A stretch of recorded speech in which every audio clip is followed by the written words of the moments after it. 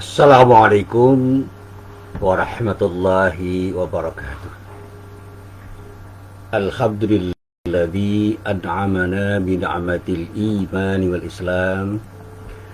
Asyhadu an la ilaha illallah wahdahu la syarikalah wa asyhadu anna Muhammadan abduhu wa rasuluh. Allahumma salli wa sallim ala nabiyyina Muhammad wa ala alihi wa sahbihi wa man walah. Amma ba'd. Para jamaah yang dirahmati Allah, alhamdulillah pada pagi hari ini Allah masih berkenan memberikan kesempatan bagi kita untuk bermuajahah. Kita bisa bertemu meskipun pertemuan kita masih melalui pertemuan daring, pertemuan online, tetapi insyaallah niat kita untuk bertemu karena Allah ini akan punya nilai tersendiri. Dan kalau kita benar-benar meniatkan semua tindakan kita dalam rangka untuk mencari ridha Allah, apapun yang kita lakukan insya Allah akan beri manfaat di dunia wal akhirah. Amin. Para jamaah yang dirahmati Allah, beberapa saat yang lalu sebelum saya melaksanakan sholat subuh, saya mencoba merenung, untuk apa hidup ini kalau kita ini cuma mengandalkan harta benda yang kita miliki yang sebenarnya bukan milik kita. Semua yang kita sangka, kita duga, kita persepsi milik kita, itu adalah titipan Allah yang harus kita gunakan dalam rangka untuk beribadah kepada Allah. Ada orang yang mengatakan harta saya habis, harta saya ludes, harta saya tidak ada sama sekali sekarang. Tapi kata orang itu bermacam-macam. Tidak hanya habis, tidak hanya lenyap, tidak hanya tidak ada, tetapi dengan penuh penyesalan. Karena apa? Karena dia menggunakan harta itu untuk sesuatu yang tidak bermanfaat. Tetapi ketika orang itu menggunakan sesuatu yang bermanfaat, ketika harta habis itu ada bekasnya. Nah, bekas yang paling melekat itu adalah bekas yang bisa kita lihat dengan mata kepala, dalam bentuk rumah, dalam bentuk kendaraan, sawah, ladang, tanah, dan sebagainya. Tetapi kalau kita hanya melihat sesuatu yang bernilai itu adalah sesuatu yang kita lihat dengan mata kepala, itu adalah cara berpikir yang perlu kita benahi. Kita harus bisa menggunakan mata hati kita untuk melihat sesuatu itu lebih dalam daripada apa yang kita lihat dengan mata kepala. Sesuatu itu adalah sesuatu yang bernilai ketika sesuatu itu adalah sesuatu yang kita kerjakan dalam rangka untuk beribadah kepada Allah. Jadi kalau kita pernah menggunakan harta kita itu untuk bersedekah, berinfak di jalan Allah, berzakat, dan kemudian harta kita habis, itu bukan habis. Kita berinvestasi, dalam bahasa sederhana kita berbisnis bersama Allah, kita berniaga bersama Allah. Kita akan mendapatkan keberuntungan dari Allah, baik keberuntungan yang bersifat ukhrawi maupun keberuntungan yang bersifat duniawi, merupakan jaminan yang dijaminkan oleh Allah kepada setiap orang yang bersedekah karena Allah, berinfak karena Allah, berzakat karena Allah. Ada umpan baliknya, yaitu ridha Allah. Dan umpan balik berupa ridha Allah itu sesuatu yang luar biasa, yang mestinya dipersepsi oleh orang yang beriman sebagai sesuatu yang jauh lebih penting daripada sesuatu yang bisa dilihat dengan mata kepala. Ketenangan batin, ketentraman, sikap ridho, itu adalah sesuatu yang punya nilai. Dan saya merenung ketika orang mengatakan harta saya habis. Habis itu apa? Ketika habis untuk bersedekah, alhamdulillah. Karena kita berinvestasi, karena harta kita yang pada saat kita itu nanti berhadap Allah yang akan mengikuti, itu adalah harta yang kita infakkan, kita sedekahkan, kita zakatkan dalam rangka untuk mencari ridha Allah. Banyak orang yang berwakaf dalam rangka untuk mencari ridha Allah. Hartanya habis untuk wakaf. Pada saat meninggal dia tidak punya apa-apa, kecuali apa? Amal syariah. Kecuali apa? Ilmu yang bermanfaat. Kecuali apa? Anak-anak yang soleh yang dia tinggalkan, yang selalu membahagiakan dirinya. Ini kekayaan yang luar biasa, kekayaan yang nanti pada akhirnya akan dia manfaatkan, akan diambil manfaatnya di akhirat kelak. Sehingga ketika kita baca hadis yang berkali-kali dibacakan oleh Pak Ustadz, idza matal insan atau idza mata ibnu Adam inqata amalu. Kalau anak Adam atau manusia itu mati, ya sudah terputus amalnya. Illa min thalath. Kecuali ada 3 hal yang tidak akan pernah hilang dan tidak akan pernah sirna. Yang pertama, sedekah jariah. Sedekah yang nilai sedekahnya itu mengalir terus tanpa batas waktu, sehingga apapun yang disedekahkan orang itu mengalir menjadi pahala yang terus bisa dia dapatkan bahkan ketika dia sudah meninggal, dan bahkan ketika dia mempertanggungjawabkan semua amal perbuatannya, mempertanggungjawabkan semua tindakan dirinya, dia akan bisa bertanggungjawab dengan sebaik-baiknya karena hartanya mengalir menjadi pahala yang terus-menerus dia dapatkan. Sedekah jariah bisa dalam bentuk memberikan sumbangan kepada masjid tertentu untuk membangun masjid, untuk bangun sekolahan, untuk membangun tempat-tempat umum yang bermanfaat, dan untuk memberikan sesuatu yang terbaik pada anak-anak miskin, orang-orang miskin, anak-anaknya, orang-orang yang berkebutuhan, termasuk anak-anak yatim.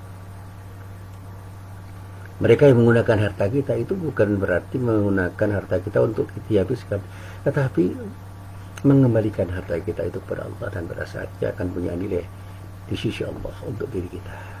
Dan ini yang seharusnya menjadi cara berpikir kita. Mindset kita harus kita bangun, bahwa memanfaatkan harta itu bukan menggenggam harta, apalagi kemudian menggunakan untuk berfoya-foya dalam rangka untuk mencari kenikmatan duniawiyah. Bagi seorang yang beriman, menggunakan harta itu adalah menggunakan harta dalam rangka untuk beribadah kepada Allah Subhanahu wa Ta'ala. Termasuk di dalamnya ketika infakkan harta kita karena Allah. Ketika kita sedekahkan harta kita, sedekahkan harta kita itu untuk Allah. Ketika kita berzakat, berzakatlah untuk Allah. Dan semua itu kita laksanakan karena Allah, dan insya Allah semua yang kita lakukan itu akan mendapatkan nilai tambah bagi diri kita dari Allah Subhanahu wa Ta'ala. Dan ini yang mesti kita lakukan.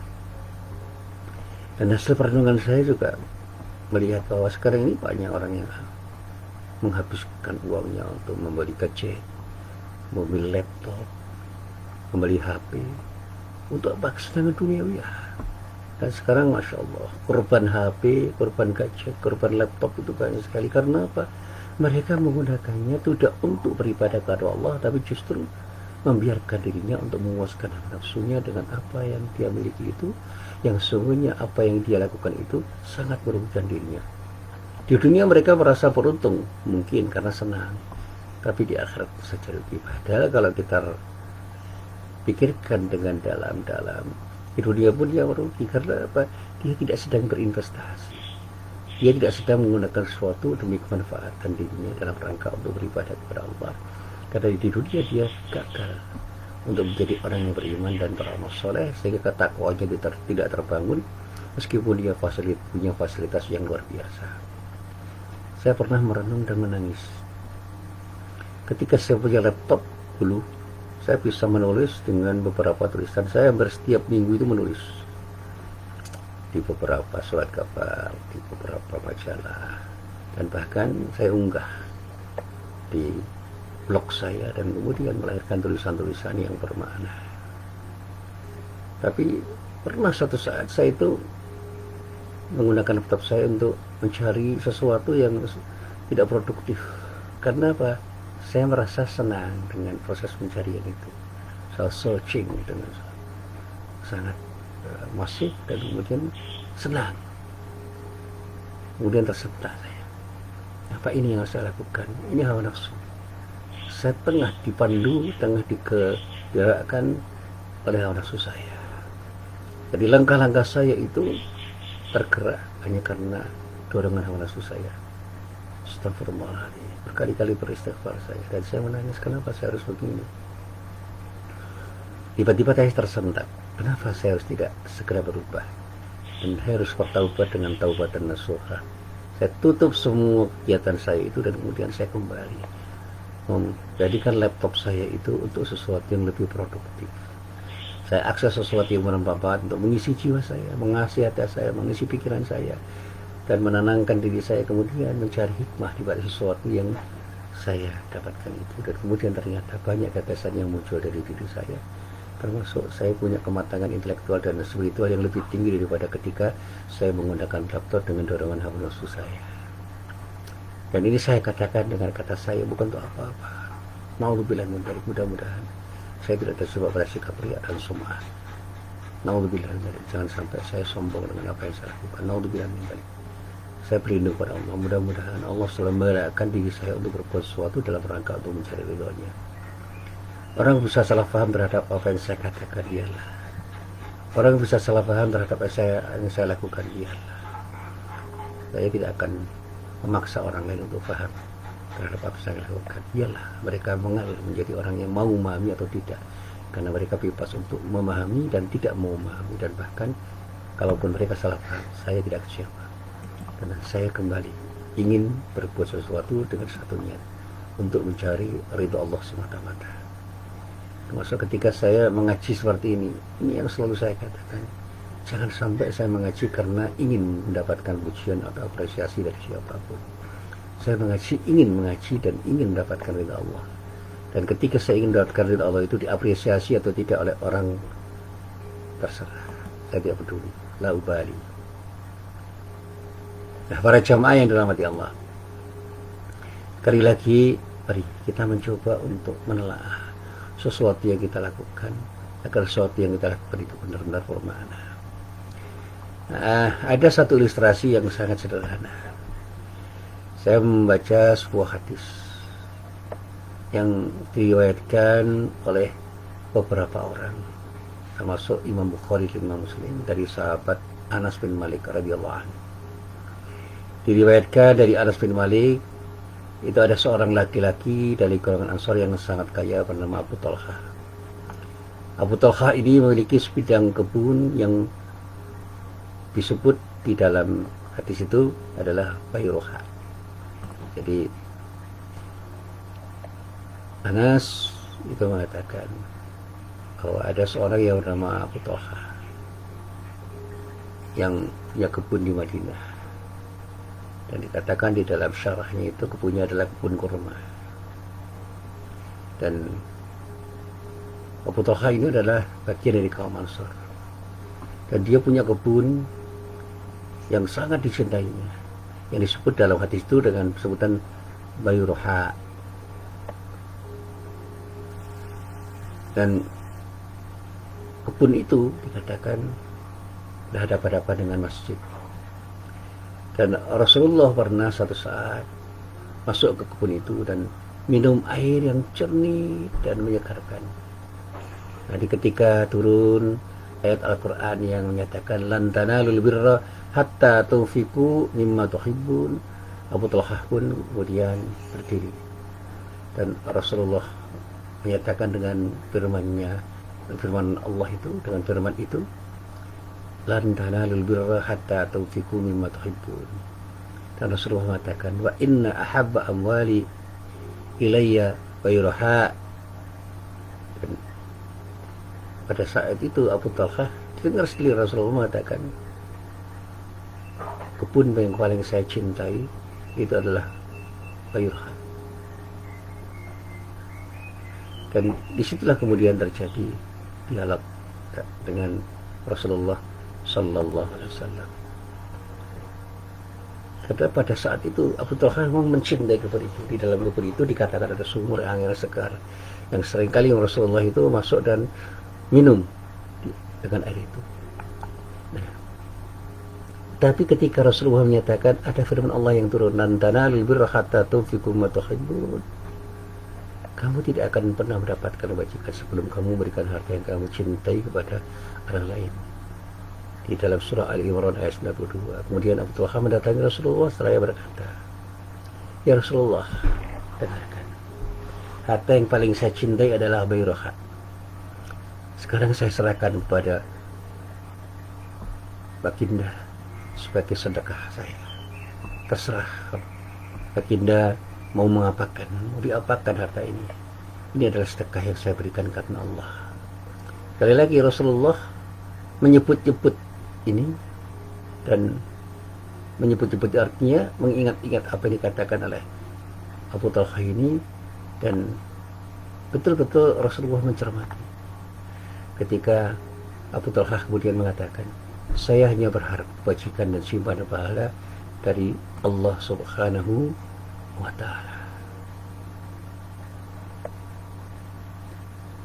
Fa innama sadaqatun lillah arju birraha wa tahraha annallah wada'aha ya Rasulullah yaitu arakallah. Ini Rasulullah diberi dan diserahkan sepenuhnya pada Rasulullah. Terserahkan ya Rasulullah, mau engkau apakan semua harta yang saya berikan ini. Kala Rasulullah sallallahu alaihi wasallam, bahdzalika malun raihan, dzalika malun raihan. Waqad sami'tu ma qulta wa inni ara an taj'alaha fil aqrabin. Qala Abu Talha, af'alu ya Rasulullah. Faqasamaha Abu Talha bi aqaribi wa bani ammi. Dikisahkan di dalam hadis itu, Abu Talha mengapresiasi apa kata Rasulullah yang dikatakan, sungguh beruntung harta ini. Beliau mengulang perkataan itu sampai 2 kali, lalu beliau mengatakan, saya mengerti kebajikan yang Anda inginkan dari harta ini, tetapi saya merasa lebih baik bila Anda membagikan harta ini kepada kerabat-kerabat Anda. Atas saran Rasulullah itu, Abu Talha kemudian memberikan harta itu kepada kerabatnya, termasuk keponakan-keponakannya. Jadi ringkas cerita ini adalah sebuah dialog antara Abu Talha dan Rasulullah yang direkam oleh Anas bin Malik, dan kemudian dikatakan kembali oleh Anas bin Malik, dan dari riwayat Anas bin Malik yang bisa kita baca nanti antara lain di dalam kitab Sahih Bukhari dan Sahih Muslim. Ini adalah sebuah pelajaran yang sangat berharga. Hadis Anas bin Malik ini jelas menyebutkan ada kebajikan di dalam setiap harta yang kita miliki, yang sebenarnya bukan kita miliki, itu adalah suatu amanah yang diberikan oleh Allah pada diri kita. Tetapi tidak serta-merta setiap yang memiliki harta itu akan memperoleh manfaatnya. Kebajikan itu hanya diperoleh oleh orang-orang yang bisa menggunakan harta itu untuk sesuatu yang terbaik dalam rangka untuk mendapatkan ridha Allah. Antara lain ketika orang itu mendermakan harta yang paling dicintai kepada orang lain. Dan orang yang paling berhak atas apa yang dia dermakan, dia sedekahkan, dia infakkan, itu adalah kerabat-kerabat dekat yang memang kurang mampu dan membutuhkan harta itu. Baru kemudian orang lain yang membutuhkan harta itu. Karena sangat ironis ketika seorang hidup bergelimang harta, namun saudara-saudara dekatnya kesulitan itu. Saya pernah menangis ketika ada salah seorang saudara saya datang dari Magelang dan mengatakan, Kang, aku orang duit nang gopo, kok orang duit nang gopo, anakku sekolah bayar usah birung iso. Saya tersentak, ya butuh biru, ya butuh 750. Tersentak saya. Pada waktu itu saya punya uang 1 juta. Uang 1 juta itu banyak sekali. Saya merenung gitu, saya beri atau tidak. Kalau saya beri, uang saya tinggal 250, saya akan kekurangan uang. Tapi saya sudah membayar SPP anak saya sudah makan. Dia datang dari Magelang, dan ini saya katakan untuk apa-apa, ini sekedar tahaddud bin ni'mah. Saya istighfar berkali-kali, ya Allah, kenapa saya tidak segera berbuat sesuatu untuk orang ini. Mungkin orang ini tidak jujur, mungkin, tapi saya tidak boleh suudzon. Saya katakan, ya, ini uang yang bisa saya berikan, mudah-mudahan bermanfaat. Dia berterima kasih betul warwati itu dan mengatakan, mudah-mudahan rezeki Allah akan mengalir kepada Anda, dan semua yang kau berikan pada saya untuk keluarga saya betul-betul memberi manfaat pada diri saya dan dibalas oleh Allah dengan balasan yang terbaik. Saya cuma mengatakan amin, selesai. Saya nggak perlu berpikir apa-apa, dan itu sesuatu yang ringan. Dan sekali lagi ini tahaddud bin ni'mah saja. Saya bukan untuk apa-apa. Saya cuma mengatakan saya pernah tersentak karena itu. Dan saya ingat kembali ketika saya dulu mengajar tafsir Al-Quran. Ada sebuah ayat yang terdapat di dalam surah Al-Baqarah pada ayat 177. Di dalam ayat itu Allah berfirman yang isinya adalah bagaimana kita itu bersedekah, berinfak, berderma, dan itu merupakan kebajikan yang bisa kita lakukan. Kalau kita mengaku beriman, bersedekahlah kepada siapapun yang paling mungkin kita sedekahi dan paling butuhkan sedekah kita. Ternyata urutan yang pertama yang paling berhak adalah sanak kerabat kita. Katakan di dalam ayat itu, a'udzubillahi minasyaitonirrajim. Laisal birra an tuwallu wujuhakum qibala al-masyriqi wal maghrib, walakinnal birra man amana billahi wal yawmil akhir wal malaikati wal kitabi wan nabiyyin wa atal mala ala hubbihi dzil qurba wal yatama wal masakin wa ba'nas sabili was sa'ilina wa fir riqab ila akhir ayat.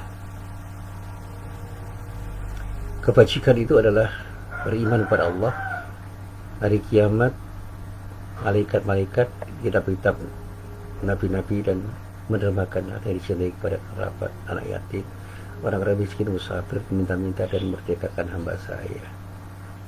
Jadi kata laisal birra an tuwallu wujuhakum qibala al-masyriq wal maghrib itu adalah teguran dari Allah. Jadi nilai kebajikan sholat kita ketika kita menghadapkan wajah kita ke arah barat dan timur itu memang kebajikan. Tetapi intisari kebajikan yang kita lakukan itu ketika kebajikan itu kita lakukan dengan dasar iman, dan kemudian kita wujudkan dalam tindakan.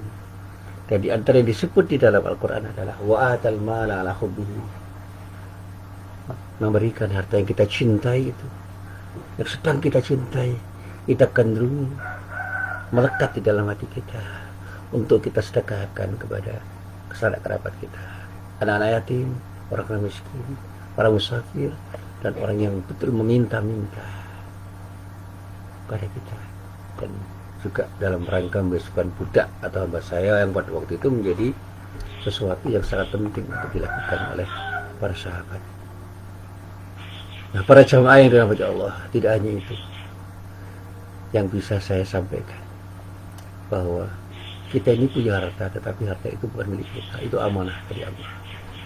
Kebajikan dalam rangka bersedekah harus kita pelihara dengan tidak melakukan perbuatan yang bisa menyakiti hati orang yang menerima sedekah kita. Karena jika kita lakukan, sungguh akan sia-sia kebaikan yang telah kita bangun, dan sekian pahala yang terkumpul dari harta yang kita berikan kepada orang itu akan hilang karena ada orang yang tersakiti dengan sedekah kita, dengan infak kita, dengan zakat kita. Dan sekali lagi, jangan pernah mencari pujian dari siapapun ketika kita bersedekah, karena bisa hilang karena sikap riya kita itu akan mengakibatkan ikhlasan kita itu luntur dan tidak bermakna. Semua yang kita berikan kepada siapapun dengan harta kita, semua akan hilang sirna. Dan sekali lagi, jangan pernah kita itu menyatakan sesuatu yang kita sedekahkan yang bisa berpeluang kita itu menyakiti hati orang, dan juga bersikap riya dengan apa yang kita sedekahkan itu. Dan sekali lagi, ini peringatan dari Allah yang harus kita maknai sebagai sebuah peringatan yang akan memberikan sesuatu yang terbaik. Dan kayak saya selalu mengatakan bahwa peringatan yang terbaik itu adalah peringatan dari Allah. Dan pada saat Allah memperingatkan apa yang diperingatkan kepada kita, jangan pernah kita tidak hirau. Pada saat itu Allah tengah mencintai kita dengan mengingatkan kita. Dan inilah yang selalu saya sampaikan dalam beberapa kesempatan. Dan ketika Allah mengingatkan kita, misalnya pada surah Al-Baqarah ayat 264, A'udzu billahi minasyaitonir rajim. Ya ayyuhalladzina amanu la tubtilu shadaqatikum bil manni wal adha kalladzi yunfiqu malahu ri'a'an nasi wa la yu'minu billahi wal yawmil akhir famathaluhu kamathali safwanin alaihi turabun fa asabahu wabilun fatarakahu salda la yaqdiruna ala syai'in mimma kasabu wallahu la yahdil qaumal kafirin. Jamaah yang dirahmati Allah, sekali lagi ini peringatan dari Allah peringatan yang datang pada kita. Wahai orang-orang yang beriman, jangan sampai Anda membatalkan pahala sedekahmu dengan menyebut-nyebutnya dan menyakiti perasaan penerima sedekahmu. Itu seperti orang yang sedang menginfakkan atau telah menginfakkan hartanya karena riya, karena pamer kepada manusia, sedangkan dia tidak beriman kepada Allah dan hari akhir. Perumpamaan orang-orang itu seperti batu licin yang di atasnya ada debu, lalu batu itu diguyur hujan lebat sehingga tinggallah batu itu licin kembali. Mereka tidak menguasai sesuatu pun dari apa yang mereka usahakan. Allah tidak memberi petunjuk pada orang-orang kafir. Nah, para jamaah yang dirahmati Allah, untuk mengakhiri pengajian ini, saya sekedar mengingatkan kepada diri saya sendiri. Mari kita mencoba untuk melihat sesuatu itu secara tepat dengan basirah kita. Jangan sampai kita hanya melihat sesuatu itu dengan mata kepala kita. Semua yang kita kerjakan, mari kita cermati apakah semua yang kita kerjakan itu benar-benar memberi manfaat untuk kepentingan dunia kita dan kepentingan akhirat kita, termasuk sedekah kita. Ketika kita memberi kepada siapapun yang memang pantas kita beri. Ketika kita bersedekah kepada fakir miskin, kepada anak yatim, pada para peminta-minta, kepada siapapun yang membutuhkan, termasuk pada sanak kerabat kita yang mestinya kita utamakan. Mari kita mencoba bersedekah dengan ikhlas karena Allah. Semua kita berikan hanya dalam rangka untuk mencari Allah, mencari ridha Allah, mencari kebaikan dari Allah. Dan jangan pernah kita merasa memiliki semua yang telah kita genggam itu, karena semua itu adalah titipan dari Allah yang harus kita gunakan dalam rangka untuk menyempurnakan ibadah kita kepada Allah. Termasuk ketika kita punya ilmu, jangan pelit berbagi ilmu. Ketika kita punya tenaga, jangan pelit untuk berbagi tenaga. Ketika kita punya gagasan, jangan pelit berbagi gagasan. Ketika punya harta, jangan pernah pelit berbagi harta. Berikan yang terbaik untuk siapapun yang membutuhkan. Akan saya mengatakan, sedekah suami kepada istri itu harus kita niatkan benar-benar karena Allah, dan oleh karena itu berikan yang terbaik kepada istri-istri kita, siapapun, dimanapun dan kapanpun. Ketika kita itu punya suami dan suami kita itu butuh sesuatu, karena pada suatu saat mungkin saja suami kehabisan uang dan istrinya bekerja dengan pekerjaan yang lebih menguntungkan, lebih menghasilkan. Tidak ada salahnya seorang istri bersedekah kepada suami. Ketika kita punya anak, jangan pernah pelit kepada anak-anak kita. Anak kita itu tanggung jawab kita. Ketika kita punya orang tua, jangan pernah pelit untuk bersedekah pada orang tua kita yang membutuhkan sedekah kita. Ketika kita punya adik, punya kakak, punya sanak kerabat, siapapun mereka, kalau mereka putus sedekah kita sedekahkan semua itu karena Allah. Kita berikan sesuatu yang terbaik untuk mereka sehingga mereka bisa tertolong karena sedekah kita. Jangan pernah pelit ketika tetangga kita atau siapapun putus sedekah kita. Berikan pada mereka dengan ikhlas karena Allah, dengan cara yang terbaik. Jangan sampai menyakiti hati yang kita beri, dan apalagi jangan sampai ada sikap pamer atau riya sehingga semua yang kita lakukan itu sia-sia di hadapan Allah Subhanahu wa Ta'ala. Sekarang ini banyak orang yang membutuhkan, apalagi dalam masa pandemi ini, luar biasa banyak orang yang membutuhkan sedekah kita dalam bentuk apapun, termasuk dalam bentuk harta. Mari kita sisihkan sebagian harta yang kita miliki untuk kita berikan pada mereka yang membutuhkan, dengan harapan mudah-mudahan Allah ridho terhadap apa yang kita lakukan.